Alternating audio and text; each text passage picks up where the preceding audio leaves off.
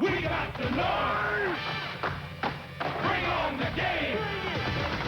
Like a freight train moving at the speed of light. Like a knockout punch in a title fight. The Raiders want to silence the mile-high crack. The Broncos aim to keep things nice and loud. You better be ready. You better get right. It's gonna be a rumble in the Rockies tonight. Hit it! Come on and hit it! Come on and get ready! Are you ready for some football? A Monday night party! We got Frank and Al and Dan. They're gonna get it started. Chris and Lynn are all set. The crowd is sight. All my rowdy fans are here on Monday night. Bring on the game. Now. Denver, Colorado, at the base of the Rockies on a beautiful late November evening. Temperature in the high 30s, a perfect night for football. Mile High Stadium sold out, and why not? The Oakland Raiders are in town to take on the Denver Broncos. Hello again, everyone. Frank Gibbert, Al Michaels, and Dan Deerdorf. Welcome to Mile High Stadium, and this is a great setting for tonight's matchup, the Raiders and the Broncos. These are longtime rivals, and the fans have turned out in force. And Broncos come into tonight having a good season, 9-2, but not quite knowing for sure where they are. They need a win tonight, however, to stay ahead of Kansas City in the AFC West. Meanwhile, the Raiders come in a disappointing 4-7, Al, and disappointing too in that you never really know a Raider team, what the kind of Raider team you're going to play. The one that beat the Denver Broncos 28-25 5 weeks ago, or the one that lost to New Orleans 2 weeks ago. Inconsistent and disappointing. As you know, Frank, the Raider organization through the years has inundated us with these lofty slogans like commitment to excellence, pride and poise, the team of the decades, plural. The fact of the matter is, for a long time now, that's been a whole bunch of empty verbiage.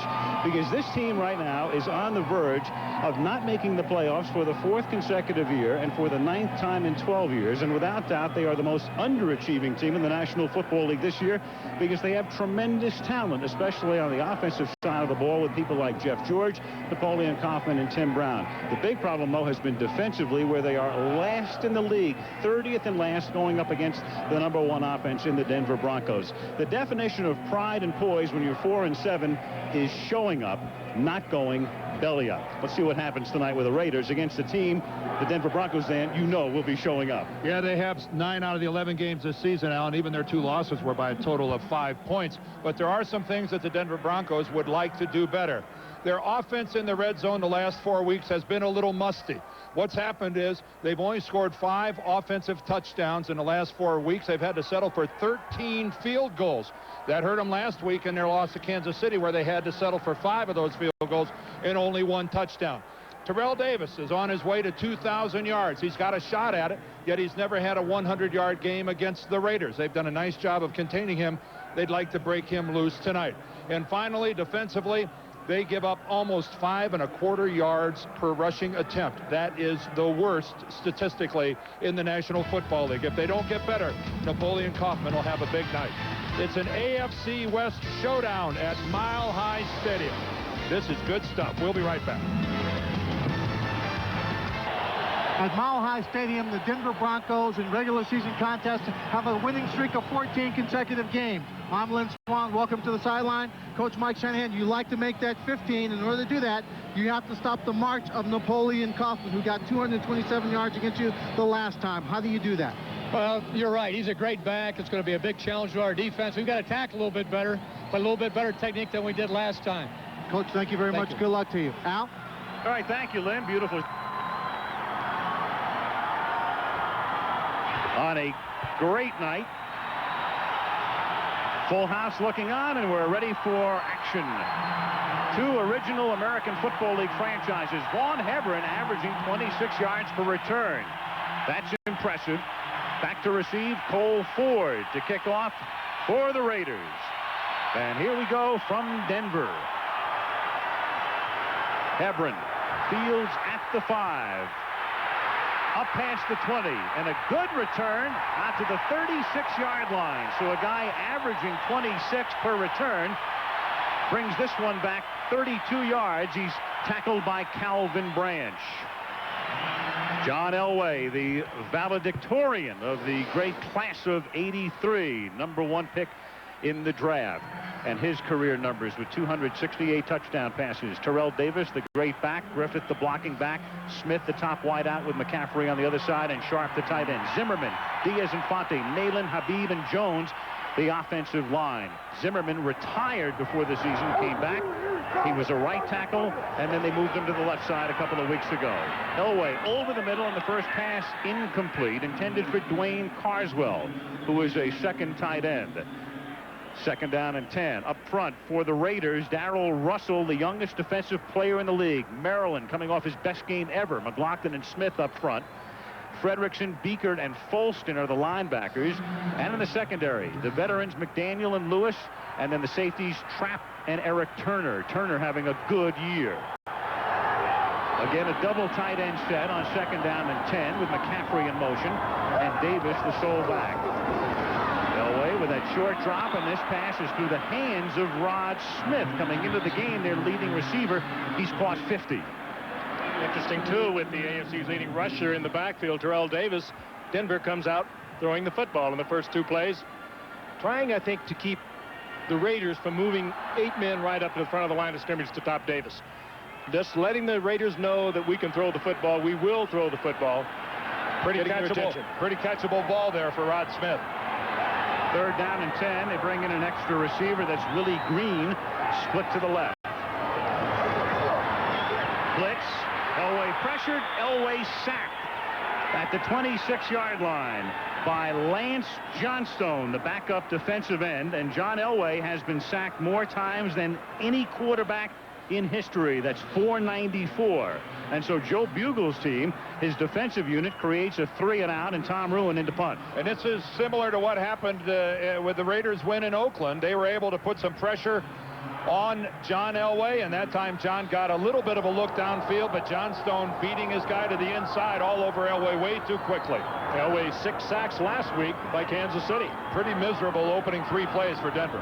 Desmond Howard back to receive in the mile-high altitude. A booming kick. Howard backs up, and the one-time Heisman Trophy winner takes it from the 18 back to the 26, and there's a marker down.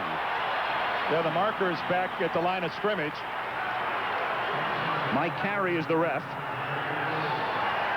Well, now again, this is going to depend, is this pre or post kick? If this is before the ball was kicked, this is going to give Denver a first down. You saw Rick Dennison, the Denver special teams coach, anxiously awaiting this call, as is Joe Bugle. The way the officials are moving, it appears to have been post-possession.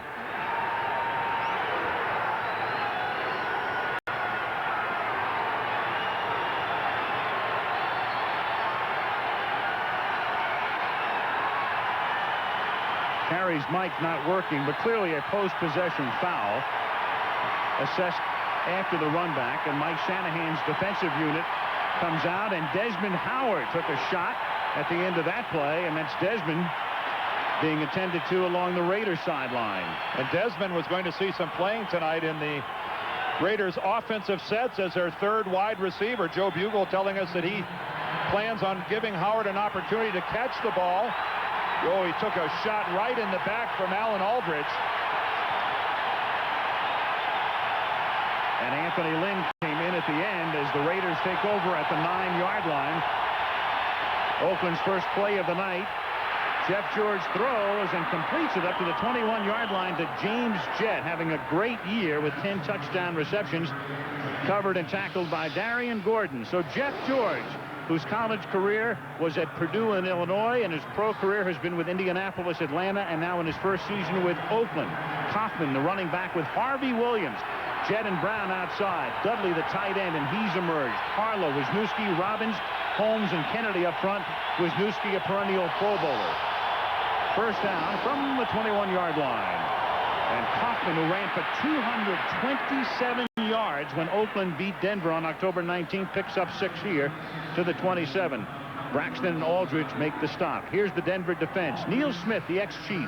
Traylor, the ex-chief. Tanavasas come on, and Alfred Williams up front. Mobley, Aldridge, and Romanowski, the linebackers. Mobley really emerging. Crockett and Gordon are the corners. Braxton, in that order, are the safeties.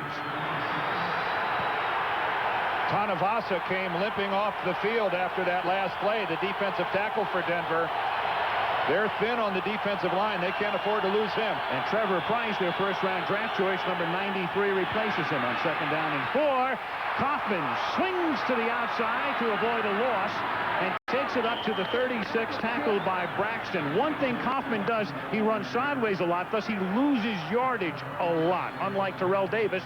And you can see there the plus and minus of that. He almost got stopped in the backfield. And he gets away from a guy, Frank, that you don't see it very often. Steve Atwater, one of the fine free safeties in the NFL, has a clean shot at Kaufman and gets nothing. Atwater right up the line of scrimmage. We'll see a lot of him tonight. But the reason he does that, Al, he has great speed, great quickness.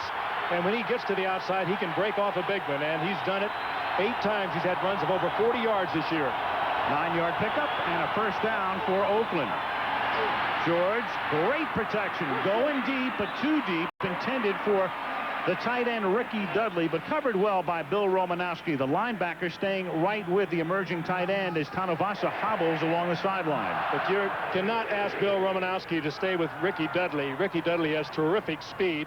He has a bunch of catches over 20 yards this season, and if you keep a linebacker on him, he's going to rip you up all night. Romanowski, number 53, the linebacker, does a good job here, but if you leave him in this kind of coverage much this evening, you're going to see a lot of Dudley. Caught a shot of Michael Dean Perry. He is inactive tonight, has been for a couple of weeks, will be for a couple of more. That's significant in light of Tanuvasa's gimpy leg. George on 2nd down, a little shovel pass to Harvey Williams as a safety valve, and Romanowski is the first man to get there as they again work on Tanuvasa. Harvey Williams, a guy last week in San Diego, touched the ball 7 times, scored 4 touchdowns. Before that, he had been a tight end, and but he's had experience there. He's a 1,000-yard rusher a couple of years ago, and from the running back position, so he's at home back there. A pair of them on the ground, a pair of them with receptions, and Tanuvasa's on his way into the Denver locker room. Almost certainly on his way to be x-rayed. 3rd and 14 now. 3.5 minutes into the game in Denver with no score. Deep drop, pressure, throws it away. Boy, you can call him for grounding, yeah. and here it comes. He was not outside of the area where he could throw the ball like that. A very late flag, but a correct one. They call it the tackle box, and what it means is from tackle to tackle, draw a line all the way back. You can draw it all the way back to Kansas City. If you're inside that box and throw it away, it's grounding. Good coverage on the part of the Broncos. You saw Tanuvasa going into the locker room, and here's our call. We're not going to be able to hear it yet, but it's rather obvious that he was throwing the ball away. He's not outside of that tackle box that Al just described. Yeah, it's a tackle on one side, the tight end on the other, and they watched that pretty closely, and it's where they start, not where they end up, and as you can see, Jeff George only a step or 2 away from the center line of the pocket. Darian Gordon has returned 3 punts, 4 touchdowns this season. His punt return average the highest in the NFL this year and the highest in history. That's just so quietly a record. I mean, some of the great players, Jack Christensen, you think of him, he has broken their marks. They're in the Hall of Fame. Leo Aragus to punt. Gordon returned 2 in 1 quarter against Carolina a couple of weeks back. Nearly blocked, contact made, but no flag. Gordon from the 30-yard line. The ex-Charger swings to the outside and gets ridden down at the 35-yard line by James Folston. Dwayne Carswell coming close to blocking the punt. 10:52 left in the first in Denver. Great rivalry resuming. Oakland and Denver, no score.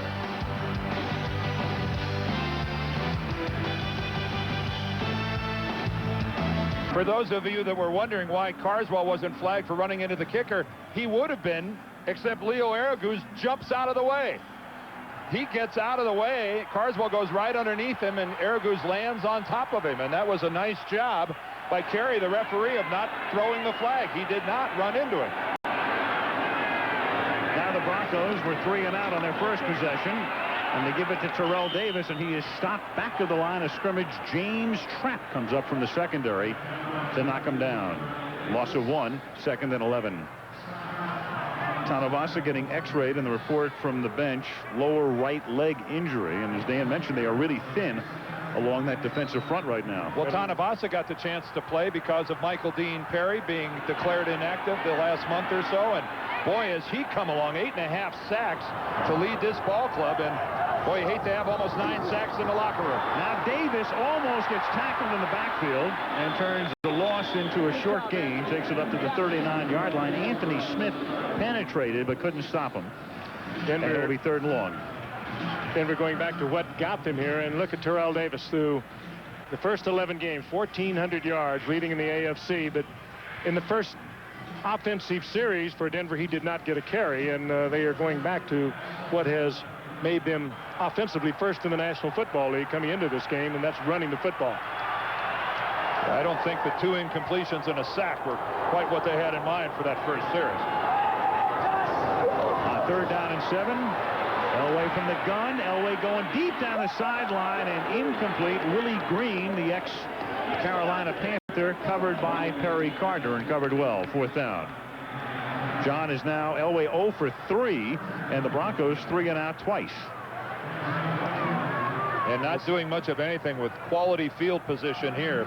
That's just defensive play by Willie Green, avoiding the interception. Good positioning by Perry Carter. And Green just making sure it wasn't picked off. So this start not going according to Hoyle. The #1 offense in the league, Denver. The worst defense in the league, Oakland. And yet Denver's run 6 plays, no first downs. Tom ruined a punt, their 2nd kick of the night. Howard back to receive it, calls for a fair catch, and hauls it in at the 18-yard line. That's where the Raiders take over with 9:24 to go in the opening quarter at Mile High Stadium. Oakland nothing, Denver nothing. Always a treat. Thanksgiving weekend. Saturday, you'll see the Skins game, and Tiger Woods will be there along with Tom Lehman, Mark O'Meara, and Fred Couples. And then on Monday night, and of course the Skins game will follow college football on Saturday here on ABC, and a great one coming up from the Metrodome. We'll be there next Monday night in Minneapolis. The Green Bay Packers and the Minnesota Vikings on Monday Night Football. And I'm open for accepting congratulations anytime this evening, anytime either one of you two want to pass it along for my alma mater, anytime. Michigan going to a bowl game? I've heard that they might. We were waiting until we could get time to work with it. That's right. Oakland from the 18-yard line on 1st and 10. Kaufman thrown for a loss back at the 11-yard line. And again, we talked about it during the last series with Aldridge penetrating and Alfred Williams coming in. Kaufman gets thrown for a loss proportionately more than any other feature back in the league. Well, he's a skitterish runner with great quickness. We talked about it a short while ago, and great confidence in his quickness and speed. And he's going to lose yardage on many occasions, but when he could get around a corner and turn on the speed, he's going to get big yardage for you. I don't think they criticize him too much for it. Very Sanderish in that sense. Exactly. Great comparison. 2nd down and 16.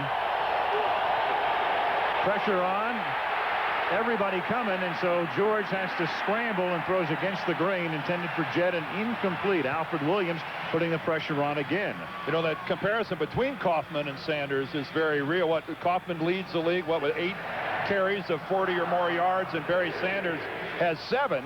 Yet nobody else in the league has more than 3, so they specialize in the big runs, and to get big runs, sometimes you have to take chances. I'm a real Kaufman fan, but I'm not ready to put him right with Barry Sanders yet. I'm just talking about his gambling, Frank. You're right. You know, he'll risk losing yards to try to make a big play. What a day for Barry Sanders yesterday.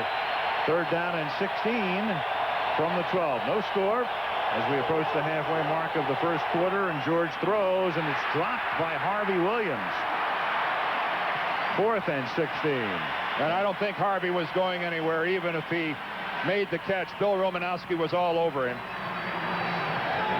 Talk about a guy that seldom makes a mistake, who's always where he's supposed to be. This 10th-year veteran from Boston College, Romanowski, this guy is a professional. Well, and Harvey Williams didn't even get his hands on that one, trying to catch that in the chest, figuring he was going to get a shot, and doesn't handle it. Denver again set up for good field position. Leo Aragus to punt. Darian Gordon to return it. This time Gordon calls for a fair catch on the Oakland side of the field. And Denver and Elway take over at the 47, still looking for their first down. 8:24 left in the quarter on a sparkling night in Denver.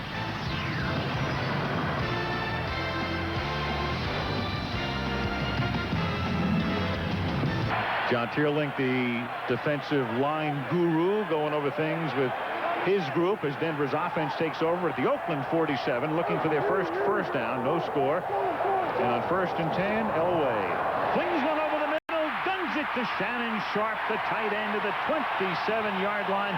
Sharp's 45th catch of the season, tackled by Eric Turner. And Frank, there's the matchup they wanted. Against the linebacker, Beekert, is no way he's going to stay with Shannon Sharp. Shannon Sharp is in your program as a tight end, but he's like a wide receiver. They try to cover him with the middle linebacker right there, number 54, and that just won't happen. No, Beekert was beaten on the very first step that Sharp made to the inside. If he's going to do anything, he's got to force him to the outside. 20-yard gain to the 27. Elway slings this one. Again to Shannon Sharp. Again, Beekert on the coverage.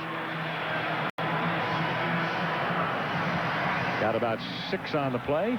Beekert's going into that huddle, Dan, said, hey, I need a little help on this guy. Yeah, Greg, as the middle linebacker, he gets some alternative, doesn't he? Either cover Shannon Sharp in a passing play or try to tackle Terrell Davis on a running play. Nice change of pace. Just a simple route to the outside. A 4-yard break off by Shannon Sharp.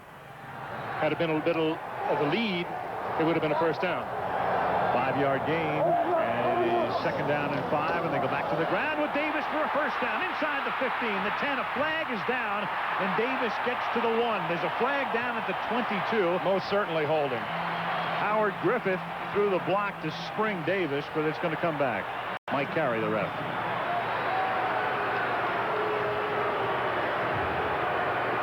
Mark Schlereth, the normal left guard for the Denver Broncos, has had another operation, his 20th. Holding on the offense, number 63, 10 yards, 2nd down. And his replacement is number 63, David Diaz-Infante, and he's the one flagged for the hold.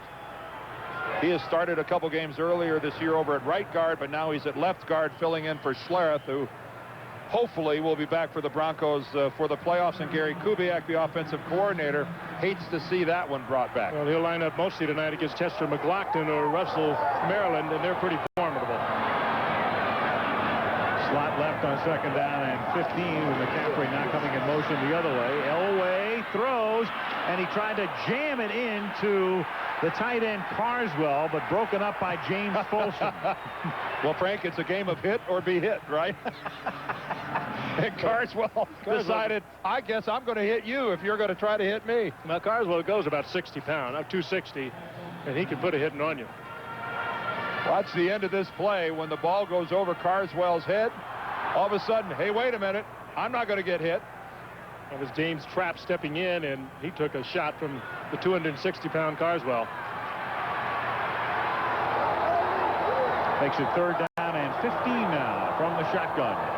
No score, 6:41 remaining in the quarter. And it's going to be 3rd down and 20 now.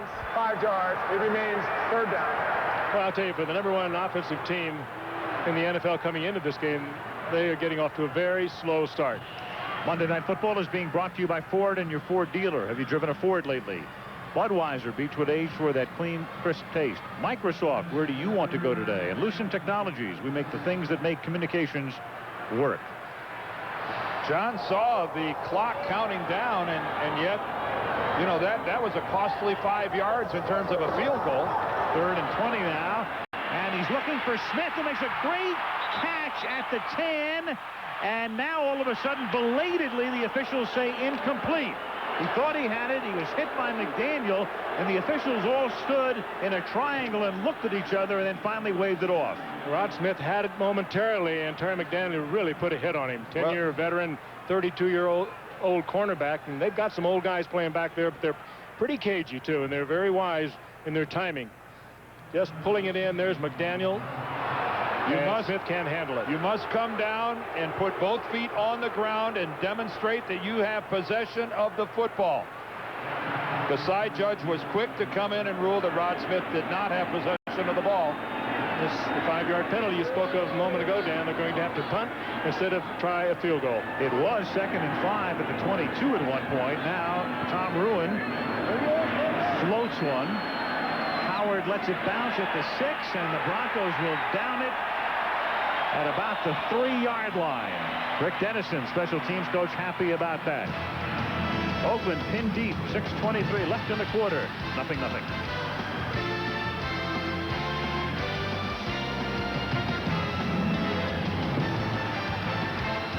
Oakland very fortunate that Denver hasn't scored with their starting field position, but boy, they've had to start in the hole every time.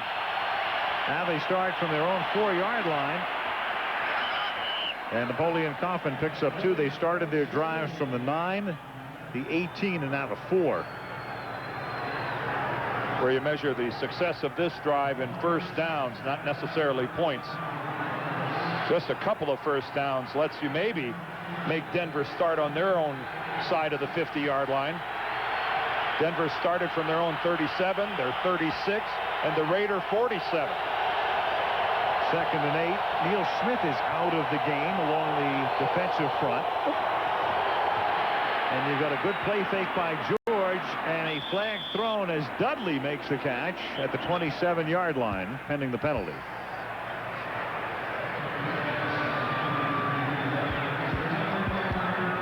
Mike Carey's crew has been fairly busy in the first quarter. And this is defensive holding against the Raiders and an automatic first down. And a declination of the call as well, because the play gained a lot more than the penalty. So a penalty against the Broncos, and there's Tanuvasa coming back out. Ricky Dudley has turned into a superb tight end, at least a receiving tight end. He's caught 14 passes of 20 or more yards. He can get deep downfield, and the hands that were so bad a year ago are pretty good now. 1st and 10, and now Harvey Williams, and George has to look behind him. The play clock down to 5, and the Raiders, who used all of their timeouts in the first quarter last week against San Diego, have to spend one here with 5:20 left in the opening period. Williams moving to a new position from tight end to the running back, and they get a flag. NFL on ABC Sports. And the aerial photography tonight provided by Goodyear, as you take a look at a great shot of downtown Denver sparkling on this fabulous late November night. We said it last week. When we saw this game on the schedule, we didn't know whether it would be 4 or 64. And just west of here, the skiing is absolutely fabulous. Maybe the best skiing in the world, but the snow has come early. And it's great in the Rockies. After the Oakland timeout, first down, and George, I think, tripped on his own man's foot. Loose ball at the 21-yard line, and the Raiders apparently have recovered it. Usually when that happens, the center has stepped back on his quarterback's foot. Well, Barrett Robbins, the center, was giving ground, and he was in a retreat. Normally your quarterback is quicker than the center getting out of there. That's 315 pounds when he comes down on it. Yeah, Mike Lodish is over the top of Robbins. He gives him a pretty good shot. He just knocked him out of there. That's a little awkward looking, isn't it? It's credited as a sack, and it's 2nd down and 14, and they give the ball to Kaufman, and he gets out to the 38-yard line for a first down. The leading ground gainer in the history of the University of Washington. Yeah, and he carries the ball a lot for the Raiders. He is their #1 running back, and now for the Broncos, Steve Atwater is slow getting up. Their Pro Bowl strong safety, who actually plays much like a linebacker against a running team like the Raiders. And right now, I would imagine a lot of throats here in Denver are starting to get a little constricted as more and more people are falling out defensively for this football team that doesn't play the run very well anyway. And now Steve Atwater comes out of lineup. Tanuvasa is banged up. Neil Smith has a bad tricep. Michael Dean Perry's on the sideline. Well, and you would think, looking at Atwater, his right shoulder has something to do with his right arm.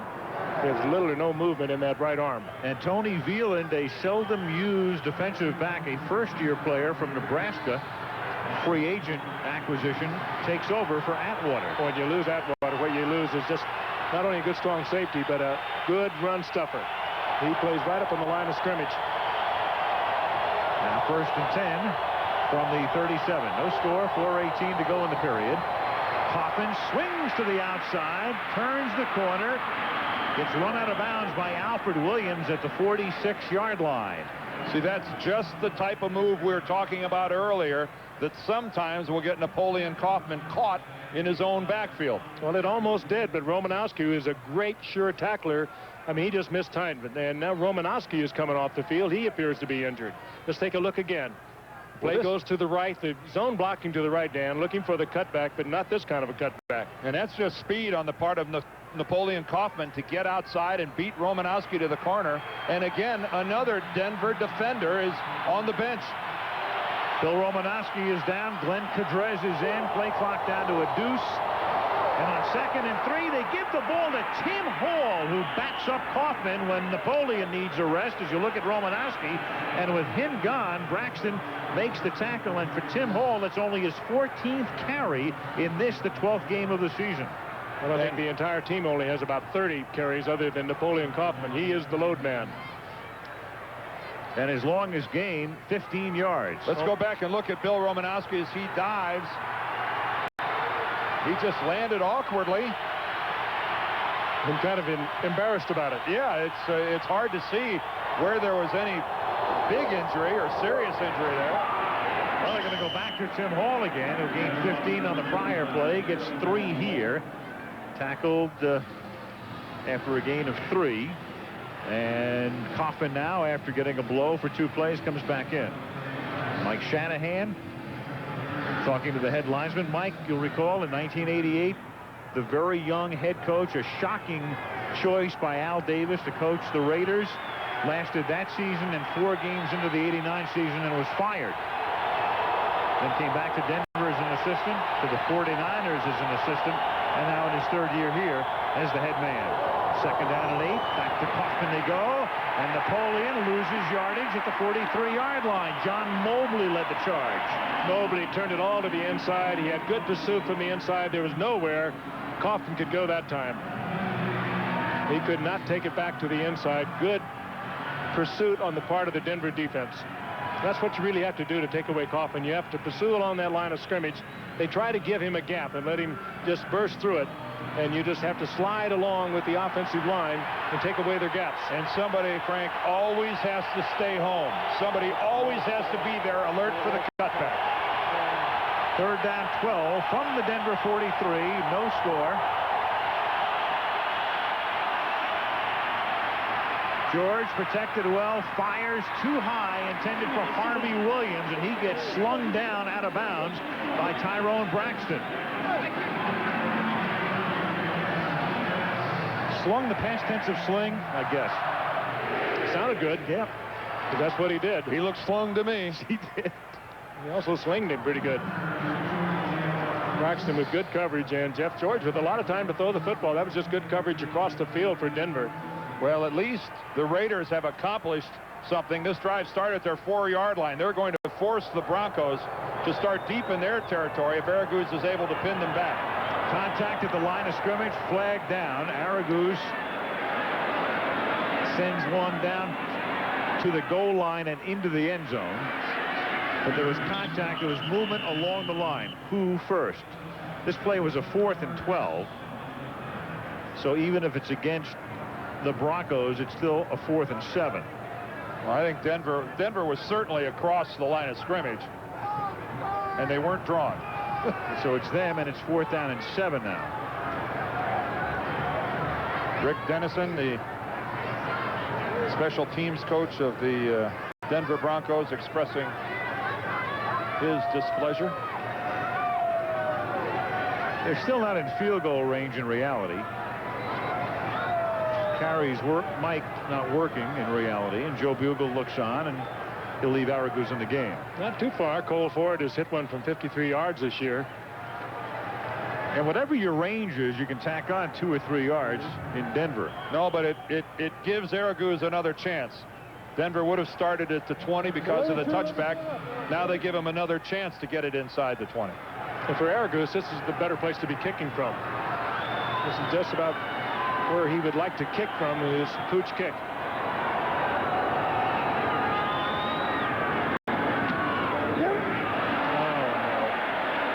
That's about as dumb a kick as what was that? That didn't even bounce in the end zone. That was behind the end zone. That was an era goof. For style points, it was Yes, it great. was. For effectiveness, Leo, not good. Leo, Rusty Tillman got to be considering knocking old Leo upside the head. What was there, a gain of about 20 yards there?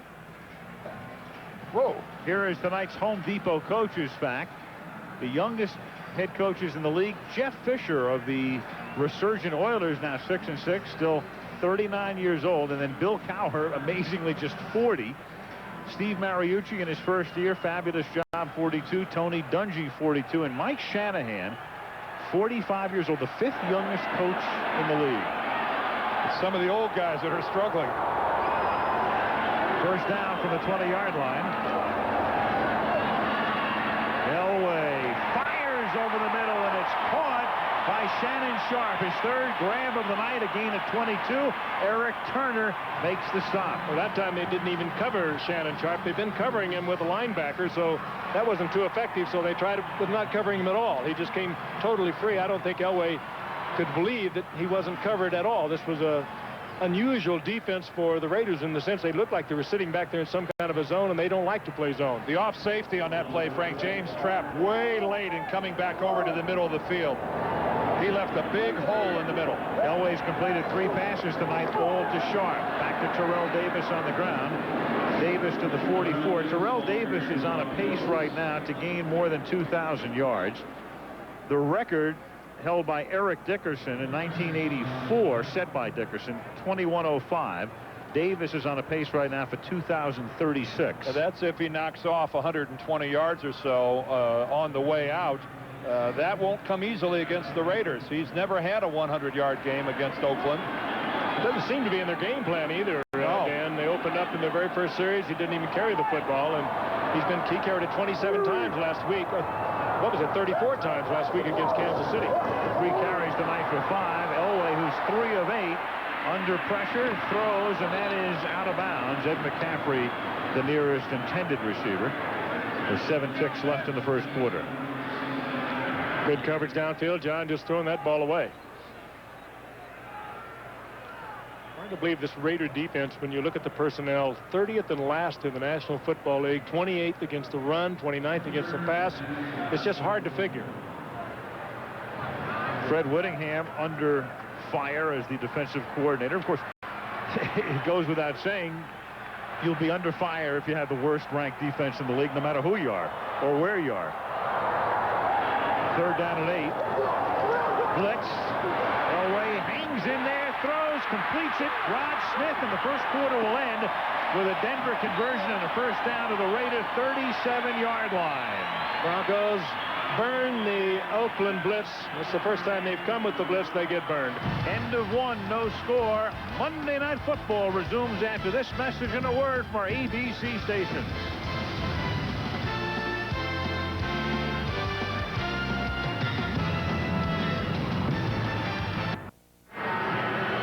Home of the Broncos, Denver, Colorado, Mile High Stadium. Al Michaels, Frank Gifford, Dan Deerdorf, and Lynn Swan. We begin the second quarter. The Raiders and the Broncos, the great traditional rivalry continues. No score. 1st and 10, Denver at the Oakland 37-yard line. The second quarter begins with a little shovel pass to Terrell Davis, who takes it to the 29 for a gain of 8. Stopped there by Beekert. 2nd down and 2 for Denver. Broncos staying with their 2 tight end offense pretty much throughout the entire first quarter, and it's been very effective. Just can't get the points up there. Let's take a look at the stats for the first quarter. Relatively close, no turnovers. What's not reflected in those statistics is that Denver had fabulous field position the entire first quarter. Oakland had terrible field position, and Denver did not capitalize. And Denver was limited to 5 yards on the ground, and here is Davis, and he picks up a first down on a 2nd and 2, tackled by Anthony Smith to the 25-yard line. First down, Broncos. Well, Denver changing up. That time, no tight ends. They come in with the 2 setbacks, 3 wide receivers, and Oakland spread the field and you get good yardage with the run. What the Raiders have, rather the Broncos have offensively, guys, is just this tremendous confidence that comes with looking at number 7 and looking at number 30 and knowing they can move the football against anybody. They may struggle early, they may have a couple bad series, they know they'll move it. Here's Davis again, and stopped again this time. James Trapp led the charge. No gain. That was an unusual looking run for Terrell Davis, who looked like he had a hole back up the middle, Frank, and didn't take it. Normally this is a guy that lowers it and goes. Yeah, a little bit of hesitation, Dan. I think you're right, and he's looking up to the big screen to see the hole that he thought was there that wasn't there. Something confused Terrell Davis. This is a guy who makes snap decisions, and he goes. And it's usually north and south. 2nd and 10 from the 25. Davis in motion. So nobody in the backfield as Elway slips. Gets back up. Takes it to the 20-yard line. Tackled there by Albert Lewis. The two have made each other's acquaintance for years and years and years. Albert in his 15th season and John in his 15th year. And even in his advancing years, 15 years now in the league, John Elway hates to slide. Yeah, he really hates it. It's just against his nature. He's so competitive. He eschewed the hook slide and went with the Gus Frerotte head first slide. All quarterbacks now who lead with their head, I think, will be compared to Gus Frerotte. Led with his head against the wall last night. Took himself out of the game for Washington, but will practice tomorrow and will start on Sunday. McCaffrey makes the catch. He was across the line for a first. Let's see where they spot it, and they're going to bring it back. So much for forward progress. Well, now we're getting another spot. Yeah. Now we got 2 spots going on over here. Meanwhile, Lewis made the play, and he is shaken. They are still shy of the first down. Well, they're still sliding that ball forward. John's over there giving it a little nudge, taking a long look. The decision, of course, are we going to go for this, or are we going to kick it? This ball is now about 3.5 yards towards the goal line from where it was originally spotted. Take a look. See for yourself. McCaffrey there. His forward progress stops when he's hit by Lewis. So the mark, a pretty good one, and the Broncos with Terrell Davis are going to go on 4th down and short. Yeah, where the ball is right now is a good spot. They come up in the I formation. Howard Griffith is the blocking back. Davis is the tailback. Elway fakes the sneak, tosses it back to Davis, and he gets tackled at the 15 by Beekert and Frederickson. So a little trickery and deceit, and it doesn't pay off. Well, he got more out of it than he should have, but he's not going to get the first down. And they turn it over on downs. Raiders hold, still no score. For Gary Kubiak, back to the drawing board.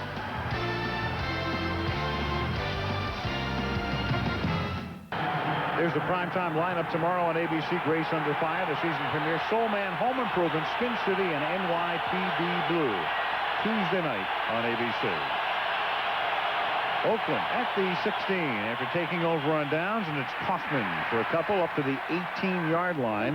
Harold Hasselback makes the tackle. Remember, John slipped a couple times, dropping back into pass protection. Elway getting his cleats changed. He had longer cleats put on, and earlier, Dan, we saw him put on a thermal undershirt. So John not comfortable tonight, and the Denver offense is kind of reflecting John's attitude. I'll say, Frank. 2nd and 8. Tim Brown has been a non-figure in this game through the first 15 minutes. Their leading receiver. Haven't called his name once. George, well, the minute you say it, he goes for him, but it was tipped by John Mobley at the line of scrimmage. Tim Brown, who has caught 68 passes this season. Monday Night Football is being brought to you by Katera, the caddy that zigs. Bud Light, if you want great taste that won't fill you up and never lets you down, make it a Bud Light. And Hewlett-Packard, the power of imaging now belongs to people. Hewlett-Packard, expanding possibilities. That was a nice play by John Mobley, who is the most active player on the Denver defense. Big Chester McLaughlin checks out the pictures from above, but John Mobley is a guy, he is a sideline-to-sideline player for Denver. Desmond Howard is in the game as the extra receiver.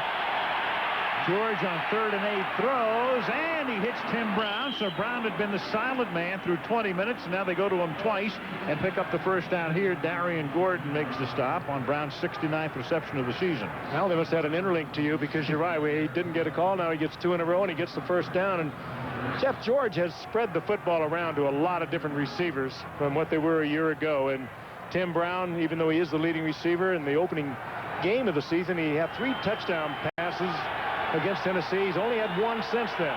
Can't drop it in any better than Jeff George did right there. Well, Jeff George loves to spread it around. From the 32-yard line. And over the middle to the appropriately named James Jett, who lost the football at the 48. Live football. Denver has it. Tyrone Braxton takes it back to the 39-yard line. Ray Crockett stripped it. James Jett caught it. Denver with a turnover. Crockett having a superb year at the corner, and Jett loses the football right at midfield. Boy, he took about 3 steps after he made the catch. Unfortunately for Jett, he did demonstrate that he had possession. Crockett got the right hand on the ball. Braxton there to pick it up and go.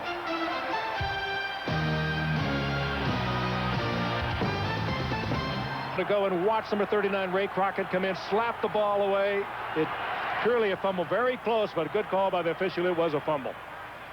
And now the Broncos take over at the Oakland 40-yard line. Elway buys time over the middle. Oh, and an unbelievable catch by McCaffrey. He's 6'5", and he used all of it. But what a shot by Elway. In between 2 defenders, McCaffrey at 6'5" was able to come down with it. Former Giant, a former 49er, and came here with Mike Shanahan, who has a lot of faith in McCaffrey. John gets fabulous pass protection, gets a chance to really step into the throw, and look where he delivers that football, and look at the extension by Ed McCaffrey to make the catch.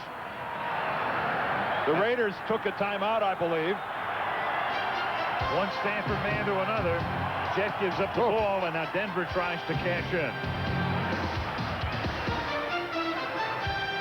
It is on the line. Brett Favre and the Packers meet the Minnesota Vikings on ABC's Monday Night Football. Bring on the game now. Forgive my offensive lineman's prejudice, but look at that pocket that John Elway was able to stand in to throw that ball downfield, Frank. And my wide receiver prejudice. What a great catch by McCaffrey. Again, he's 6'5", and he used every inch of it. But Elway throwing between the 2 defenders, Trapp and Albert Lewis, and he was right there. But it goes right back to the protection. He had a world of time to throw it. So after a Raider timeout, their second, 1st and goal, Denver from the 5 in a scoreless game. Terrell Davis, his 7th carry of the night, and they've bottled him up. At this time, he gets about halfway to the goal line, a pickup of a couple. Mike Shanahan, the offensive mastermind, 2nd and goal. Even though Gary Kubiak is the offensive coordinator, it's basically Shanahan calling the plays. And that will never change. And Kubiak, of course, calling the play in from the sidelines. Came with Mike Shanahan from San Francisco. And, of course, earlier in his career, played behind John Elway for a lot of years, went down to Texas A&M, and one day he's going to make a fine head coach. Wayne Carswell, a very late arrival to the Denver huddle. 2nd and goal. Back to Davis. Touchdown, Denver. Mile High salute. Owner Pat Bowlen, I'm sure, more than a little concerned with the early showing of the Denver offense. Nice block on the left side by Gary Zimmerman, left tackle. Diaz Infante, the left guard. Nailing at center. That was a good drive for the Denver offensive line. Look at that surge. They're just shoving all the white shirts back into the end zone. This one goes back to a James Jett turnover at midfield. Elam for the point after. Terrell Davis with his 10th rushing touchdown of the season. 8:25 left in the half. Denver 7, Oakland at ease.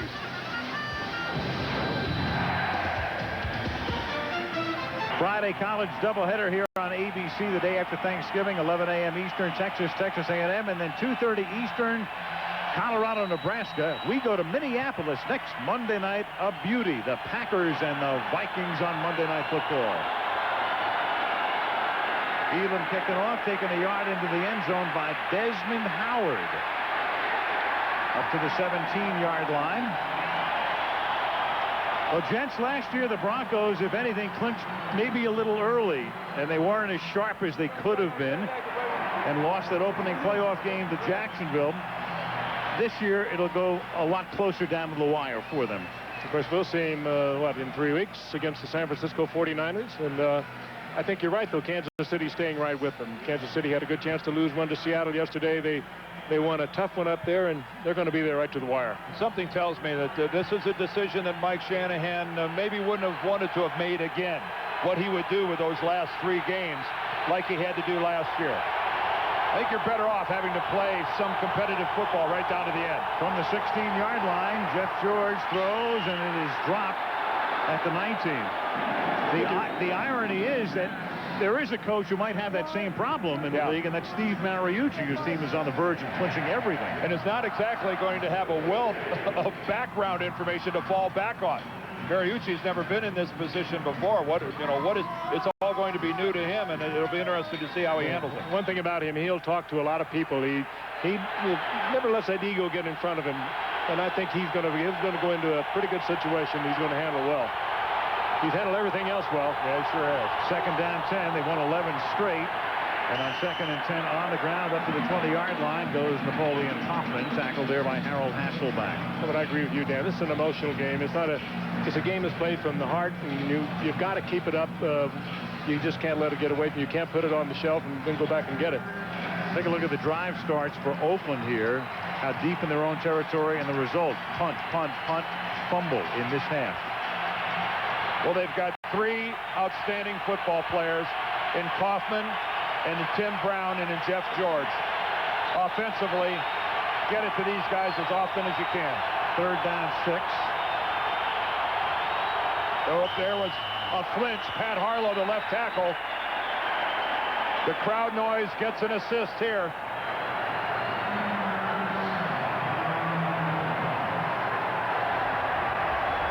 Before the snap, there was a false start on the offense, number 77. 5 yards remains, 3rd down. Raiders have led the league in penalties in each of the last 4 years. This year, they've committed fewer, but they still rank 6th. And over the years, how many times have we seen teams struggle here at Mile High Stadium, especially the offensive tackles and getting the snap count. And here goes the decibel meter again. And in the closed end of the stadium. 3rd down and 11 from the 15 with Jet in motion. They have to get to the 27 to convert. And they're 5 yards shy. Brown makes the catch. 4th down and 5. Ray Crockett with the tackle. Ray Crockett just smothering that pattern. He is there the exact instant the ball arrives. Tim Brown did a nice job just holding on to it, but Ray Crockett all over that quick slant. Another big play by Crockett. He's having a great year along with Darian Gordon, who filled in at the right cornerback when Torrey James got hurt in preseason. They have had good cornerback play from both players. And now Gordon back to receive the kick. Araguz sends it up into the thin air. Gordon from the 27 with no blocking. 3 Raiders down there quickly, led by Aaron Wallace. 1st down Oakland from the 29. Now let's take a look at some NFL news brought to us by Budweiser. Mike Ditka recants his comments yesterday when he said that, he might quit. Today he said, nope, they'll have to run me out of town. He'll remain as the head coach. And tune in next week. Yeah, tune in. Because he has Billy Joe Hobart, who was the guy who didn't show up, wasn't prepared for the game in Buffalo, and cut there. He'll start for the Saints. Jeff Christie out for the season with a broken ankle. That hurts the Vikings, obviously, in the middle of the line. And Leon Lett of the Cowboys, gone for a year because of the violation of the substance abuse policy, cleared to play for Dallas beginning December the 8th, the defensive tackle. Elway now on 1st down, wide open to Shannon Sharp at the 47, 1st down. They don't cover Shannon Sharp once again. Early in the first quarter, they were trying to cover him with the linebacker, and they're playing some kind of unusual zone, and they're They're just not getting back to the receiver. Well, they let Sharp set up at 12 yards downfield. Both of the inside linebackers go to the other side of the field and leave that side wide open. That is certainly a mistake in the Raider defensive scheme. That is not the way Fred Whittingham drew it up. Well, if it is, yeah, I suspect that it's not. Now Sharp operates out of the slot to keep it on the ground on first down. Terrell Davis into Oakland territory. Tackled by Albert Lewis. And Albert grabs his leg. Albert grabs his left leg at the conclusion of that play. 37-year-old Albert Lewis, so many years with Kansas City, and still is a fine cover cornerback. Might have been one of his own guys hitting him at the conclusion of the play. Watch Albert. He kind of gets slingshot around here, but watch coming in from the left. One of his own guys coming right across there, hits him right on the knee. You can look at that again. You can see that a lot of cornerbacks and a lot of receivers don't wear any kind of knee pads whatsoever, and I think that's exactly what happened, Dan. He got hit by his own man. I think Eric Turner, number 42, is there. There comes Turner. Watch him right here. See, there is no knee covering at all on the part of Albert Lewis, and that's what they're looking at. The 37-year-old Lewis, and the guy on the right is Larry Brown. The last time we saw Larry Brown, he was in that same position, but in a uniform on the bench. Then he was suspended. The Super Bowl MVP a couple of years ago with the 2 picks against Neil O'Donnell. Now he's back, but still on the inactive list. And Lewis able to trot off. It's amazing. Brown gets 2 interceptions in that Super Bowl against Pittsburgh. Both the participants in those plays end up with huge contracts out of that. Right. O'Donnell gets a $25 million deal with the Jets. Larry Brown gets a huge one with the Raiders, and both of them end up on the bench. And O'Donnell had a big day yesterday. Yeah, he came up. Foley was hurt, so O'Donnell gets to play. But kind of ironic that both of those guys, whose paths crossed in the Super Bowl, both end up very wealthy, but riding the pine. Broncos at the 49 for second down and 6. Elway fires, and that's incomplete. Intended for Rod Smith at the 40-yard line. Coverage by McDaniel. Terry McDaniel, the other cornerback, a first-round choice in 1988. The Raiders have stockpiled first-round choices, mainly other teams' first-round draft choices. Where they have 18? 18 of them. Only 8 of those 18, though, were drafted by the Raiders. 3rd and 6. They collect everyone who ever heard them. Elway throws, caught by Smith, and Smith loses the football. And will the fumble have created the first down? Well, it's going to be close to it because they're going to allow him the yardage. He reached out with the football trying to get the first down, lost the ball, and they're apparently going to rule that he fumbled it and recovered it. Well, the ground shouldn't cause a fumble. And they're going to bring it back now. But because he wasn't down by contact. Well, I think there was contact. There was contact, so they should bring it back. Yeah, you're right. There. Okay, you're right. So they can say he's down by contact. James Trapp.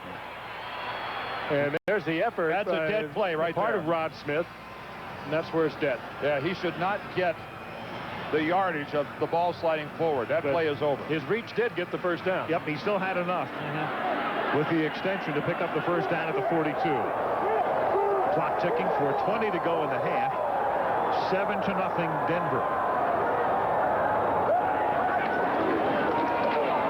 Davis, big opening, left side, slants his way down to the 32-yard line, and that's close to another first down. Tackled by Beekert. And this is the offense that the Denver fans have been used to over the past, well, the entire season. As a matter of fact, that's Terrell Davis running behind a line, an offensive line, Dan, that just slides along and creates a gap for him, and he finds it and turns it on. And the pursuit of the Raider defense right now is lacking a lot. You see that it's 1 or 2 guys making a tackle, and there's not a lot of pursuit coming back from the inside. A very critical juncture right now for this Raider defense. 2nd and 1. You saw an agonizing Al Davis looking on as his Raiders are down by 7, and Elway converts here to Ed McCaffrey, the 2 Stanfordites. combining for a first down, and Whittingham looks on as his defense gets pushed back to the 26. McCaffrey looked at Elway and said, "Oh, baby, you had something on that one." He threw it behind him, had a lot of smoke on it. McCaffrey made a terrific catch. And every Raider defensive lineman still on the line of scrimmage. Look at this catch. This ball's got a lot on it. It's behind McCaffrey. That's the second superb catch he's made tonight. What hands?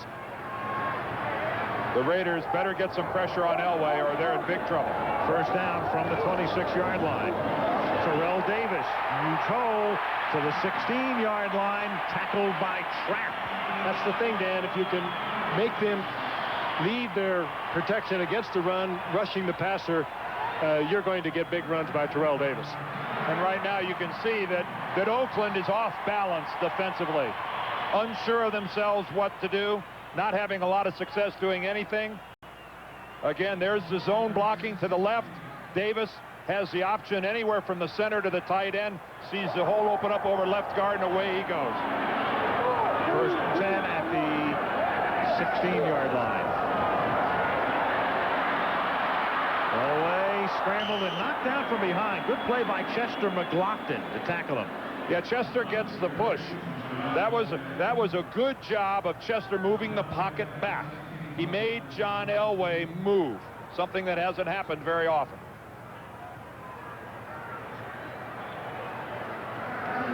It's not glamorous as a defensive tackle. You just put your head down and go. Look at that. Look at him scoot Brian Habib back. That, folks, is power. 2-minute warning.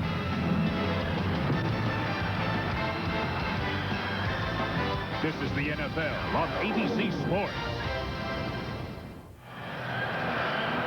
Terrell Davis now leading the league in rushing. Barry Sanders had been on top, and there it is, up to the second. 1,437 yards tonight, 11 carries to 37 yards and a touchdown. And a very impressive 4.8 per carry. 2 minutes to go. Denver has all of its timeouts remaining. And it is second down, 13. I think there's Brian Habib at right guard. Remember, he's the guy that got pushed back by Chester McLaughlin last time. He's about 2 inches shorter. Ball start on the offense, number 75. 5 yards, remains second down. If I was Brian, I might have had some new cleats put on during the 2-minute warning there. He was trying to get the jump on old Chester there. He's given away about 35 or 40 pounds, Dan. That's an awful feeling. You try to freeze and disappear. You know you're going to get hit. There's nowhere to go. On second and 18, Elway fires over the middle and almost picked off by Lionel Washington. Oh, it should have been picked off. It was right in his hands. And there's a flag down. Well, Brian Habib better get some new cleats because he was doing the old boot scoot again. Oh, and it's against the Raiders, and that's a first down. What a killer. After a second and 18. Holding on the defense, number 53. 5 yards, automatic. Rob Fredrickson. Oh, and that is a killer. Well, Rob Fredrickson is really a good run-stuffing, run-playing linebacker. This is not what he wants to do, try to cover Shannon Sharp. And you saw him hook him around the shoulder pads there as Shannon tried to release. The Raiders are making it a lot tougher on themselves. First down from the 19, and they tried Davis to the right side, all the way to the end zone. Boy, you could see that coming a mile away. That's about the easiest one he'll have. But you're right, Dan. The Raiders defensively, their scheme of things is putting the wrong people in the wrong situations. And we've seen it all night long. We've seen little or no coverage on Shannon Sharp. When they did cover him, they're covering with linebackers. And they get a good seal block. Obviously, they got good blocking at the line of scrimmage. But watch Ed McCaffrey come in from the right. He gets a seal block right there. They get a good lead block. Well, that's like you draw it on the board. Yeah, this is just an extremely well-executed play by the Broncos. And Shannon Sharp laying down a block there to help spring it. Elam's kick just inside the goalpost. A little skirmish breaks out, but it's the Raiders and the Broncos. What else is new? A 21-gun salute, 14-0.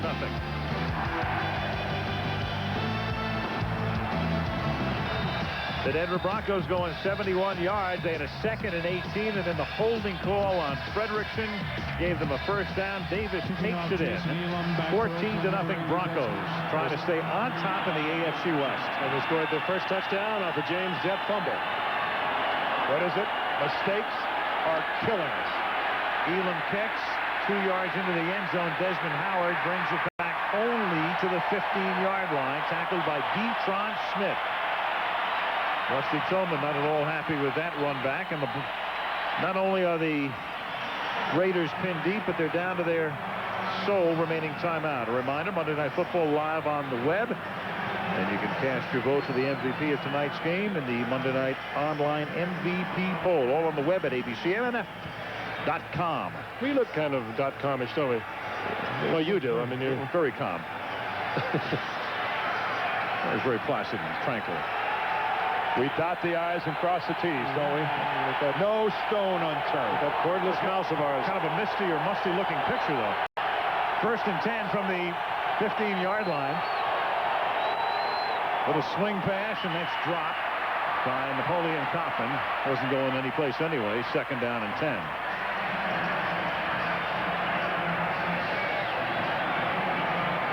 Jeff George, in my estimation, the best arm in the game today, and maybe best arm ever. I've heard other people say it, and it's just he's never ever kind of put it together. He had trouble at the collegiate level, and there's Ray Perkins, former head coach with the Giants in Alabama. He's the offensive coordinator, but he's getting a lot out of Jeff George, who has never ever put it together with any team yet. 2nd and 10. He gets great numbers. George throws off his back foot. That's tipped and incomplete, and there's a flag down. Tyrone Braxton got a hand on it. Broncos were in a similar position last week. Remember, they had a 13-0 lead at Kansas City and wound up losing the game. You know, Jeff George just has an awful winning percentage as a starting quarterback. On the offense, number 63. That fouls with 2. 3rd down. Look at Dan, he's 4-7 this year, and he's a 4th-rated quarterback in the league. They just don't win. Oh, you're right. He's 34-61 as a starting quarterback. Only Archie Manning, a guy who played a lot of games, has a worse percentage, a winning percentage than Jeff George. But yet, Frank, when you look at how he's performed this year, 23 touchdowns, 8 interceptions, well, how do you expect him to play much better? 3rd down and 10. This is the double whammy if they don't convert, because Denver's going to get the ball back with a lot of time, and that's what's going to happen. As Napoleon Coffin gets taken down at the 14, and now the Broncos can take a timeout if they prefer, and then you've got Elway coming out. You find that a strange call, though, on 3rd and 10. I mean, Napoleon Coffin is a dangerous runner, but it's goofy. Well, they're running the football with the offensive lineman in an up position. The 2 tackles are in a 2-point stance. You see Lincoln Kennedy coming around, but that's just outstanding burst from the inside by Keith Traylor, a guy who used to play linebacker and now has grown into a 300-pound defensive tackle. And a good one. And a very good one. He's got an interception already this year that he's returned for a touchdown. Well, this is on the verge of being a disastrous couple of minutes here for the Raiders. Well, it's the double whammy. It's a 3 and out inside 2 minutes. When you're down to 1 timeout, the other team has all of its timeouts. We love this.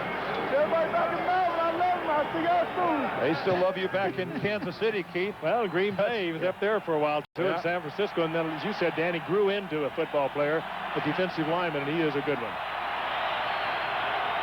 He's been cut by some good teams. Yeah, Marty Schottenheimer got Keith acclimated on the defensive line. Here's Araguza's kick. A beauty. Gordon hauls it into the 39. And Darian Gordon brings it back to the 50-yard line. How nice is that? Well, Beekert knocked him clear off his feet. Somehow or other, Gordon was able to spin completely around, stay erect, and get 6 or 7 yards out of it. There is a flag down back at the 24-yard line, and this is a holding call post-kick. And this is against Denver. A mini break that Joe Bugle's outfit can use. This will move Denver back 10 yards.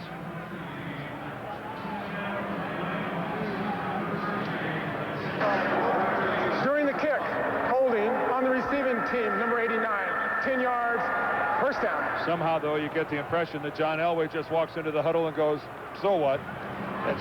What's 10 more yards? Against Carswell. Well, a minute 18 and 2 timeouts for Elway. You might as well have a month. John might be standing there going, well, hey, this just a little bigger challenge. With a 14-0 lead, though, I think you'll be really careful with it. That's a pretty comfortable lead to be going in at halftime.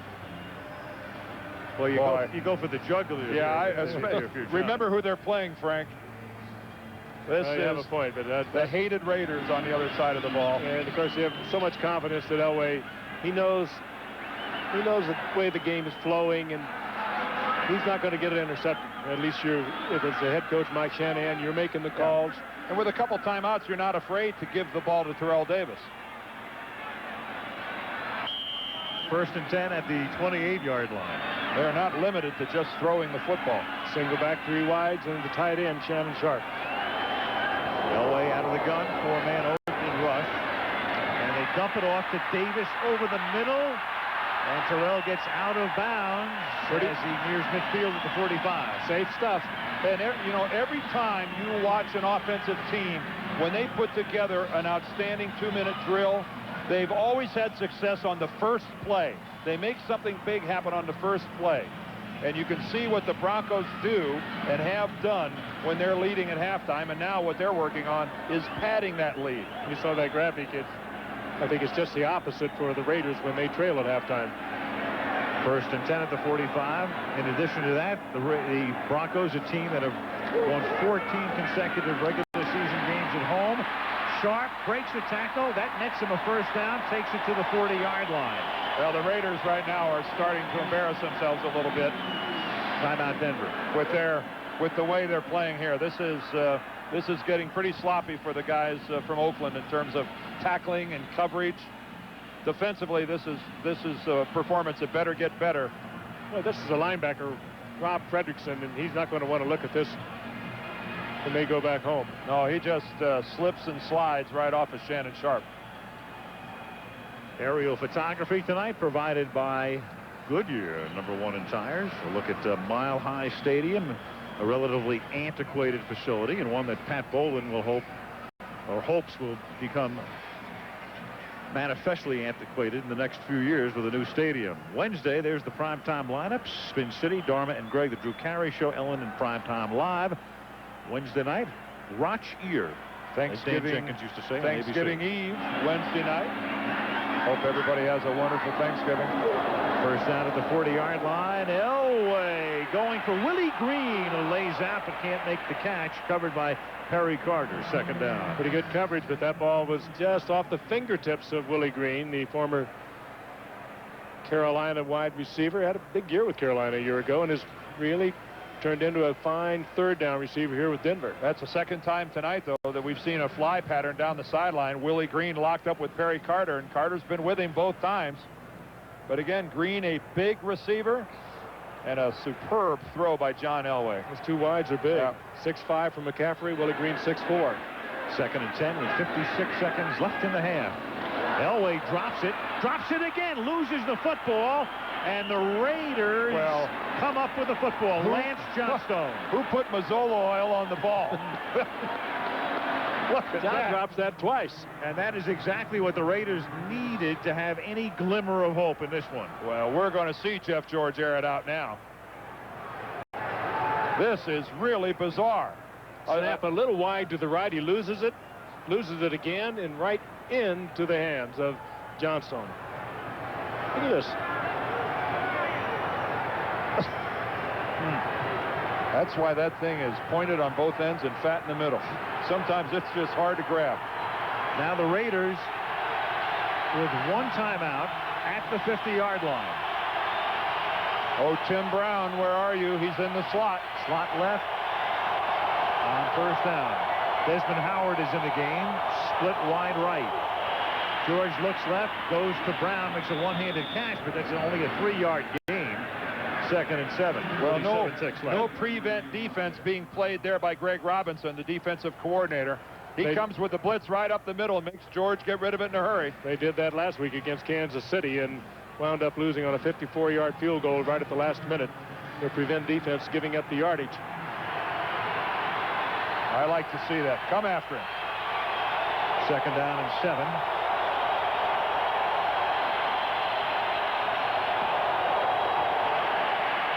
George throws off his back foot, and open down the sideline was James Jett. Big gain to the 21-yard line. Covered by Darian Gordon, but he got position on him, and George put it right in there. He put so much on that football. Darian Gordon wasn't that far off his receiver, man. Falling backwards. Look, he's falling backwards, and he puts that on a string. What an arm. What a talent. I mean, you're a defensive back. I mean, you're allowing for some time for the ball to get there, and Darian Gordon just miscalculated the ability of Jeff George. You're not supposed to be able to do that without being able to step into the football. From the 21, 1st down. All kinds of action up front. Well, Neil Smith is going to argue that there was a false start, and he may get the call. False start on the offense, number 77. 5 yards, 1st down. The best flincher in the league is Neil Smith, and he does his flinch. He gets Pat Harlow to give a little jerk in his stance. I can't even count the number of times. Watch Neil Smith. Right there. There should be a stat for it, Dan. Yeah, nobody in the league has drawn more offsides ever than Neil Smith. Playing with a torn And he'll do it tricep. again. He'll do it again here. There he goes. 1st and 15. Blitz picked up nicely by Williams, and then it is Howard who makes the catch. Nice play at the 20-yard line. Desmond making only his 3rd reception of the season. Well, that was good work by Harvey Williams. Take a look at the top of the screen, the top left coming around the corner. Good job. Darian Gordon coming in on the corner blitz, and he's leveled by Harvey Williams. At the Bronco 19-yard line. 2nd down and 8. Again, the Raiders have 1 timeout. Oh, there's another one. Now on the other side, we got Trevor Price. The rookie learns quickly, doesn't he? Yep. Lester Holmes was moving for Oakland. False start on the offense, number 71. 5 yards, still 2nd down. Trevor Price, number 93 for the Broncos, is their number 1 draft choice this year, and obviously he's been watching Neil Smith during practice. Dan, he gets Lester Holmes to get a false start. On the offensive side, but Dan, this is just discipline, isn't it? Lower right, you see it right there. Yes, it is, Frank, but it's your nerves are frayed, you're behind, you're pressing, The crowd noise. Yep, all those factors come into play. 2nd and 13 from the 24. George slips and then runs out of bounds at the 28-yard line. That's a loss, and they're in danger of getting themselves out of field goal range pretty quickly with a half a minute to go. As an offensive lineman, when you're getting called for a lot of false starts in a situation like this, your best friend is the quarterback, that guy right there, because what he needs to do is just walk up, stick his hand under center, and take the snap. He needs to just walk up and get it. The longer you keep your offensive line in a set position in this type of a hostile environment, the more the chances of a false start increase. Particularly, you're not even hearing the snap count. Right. And certainly at the tackle position, you're not. You're on a silent snap count anyway. Just walk up, put your hands up right now, and go. 3rd and 17. If they don't get a yard here, they're looking at a 46-yard field goal attempt.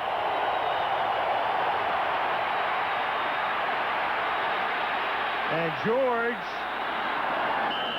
stays inbounds as long as he can. Finally, he's out at the 24. So now you're looking at about a 41 or 42-yard Cole Ford attempt. Well, Cole Ford's got a 53-yarder to his credit so far this year, so this is well within his range. So, well, credit the Denver defense, first of all, with good coverage. Jeff George, and he'll take a risk. He has so much confidence. There was the kind of coverage that he couldn't even find a place to risk throwing the football. This is a team that will take a break, regardless of how small it is. Get 3 points on the board. It would be something for Joe Bugel to be positive about at halftime. Ford to kick. Aragus puts it down. Adam True to snap it. And the kick would have been good from about 55. He boomed it. So they pick up 3. They cash in on the Elway fumble, and they stay in the game. Instead of going down 17-0 or maybe 21-0, which would have written an effective end to this game. Aragus does a nice job on the hold here, and they're back in it down by 11. 16 seconds to go in the half. Something that's not easily done. It's something that's pretty much taken for granted is receiving this snap from center. You see that ball is low on the ground. Look how effectively Leo gets it, puts the laces in the proper position.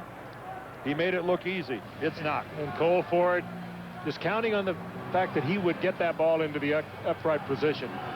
It's great teamwork between kicker and holder, and the kickers, boy, they have their favorites too. Remember how Franco always was the quarterback who was a holder. You know, the thinking was that he had the best hands. He was used to handling the ball all the time, and now more and more you see it's the kickers that hold for each other. It's the punter who ends up being the holder. It's because you can send him over on another field and let him go. They have a chance to work all they want. The Broncos, it's been a while. Randy Montgomery did it in 1972. The last kickoff return for a touchdown, and Cole Ford sends this one into the arms of Vaughn Hebron. He drops it and then downs it in the end zone. So it's one of the reasons, though, they kick a lot of touchbacks up. They get a lot of touchbacks because of the high altitude here. Broncos have 16 seconds, and for what it's worth, a timeout.